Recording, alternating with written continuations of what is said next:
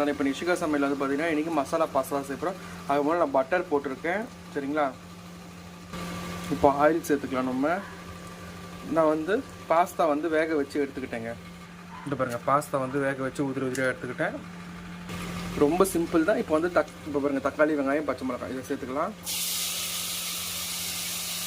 இதை நல்லா வதங்கிட்டோம், நல்லா வதங்கட்டும்.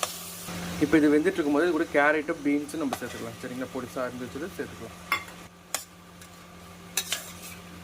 இந்த மாதிரி நல்லா வதக்கி விட்டுக்கலாம். இப்போ மசாலாலாம் சேர்க்கலாம். ஒரு ஸ்பூன் காஷ்மீரி மிளகாத்தூள் சேர்த்துக்கலாம். நம்ம பட்டை அவங்களாம் சேர்க்கறதுனால கொஞ்சம் வாசனைக்கு பிரியாணி மசாலா லைட்டாக சேர்த்துக்கலாம். இந்த பைசஸ் மசாலா கொஞ்சம் சேர்த்துக்கலாம். Pasta Pisces masala. இப்போ எல்லாம் கலந்து விட்டுச்சு. இந்த ஸ்டேஜில் பாஸ்தா சேர்த்துக்கலாம்.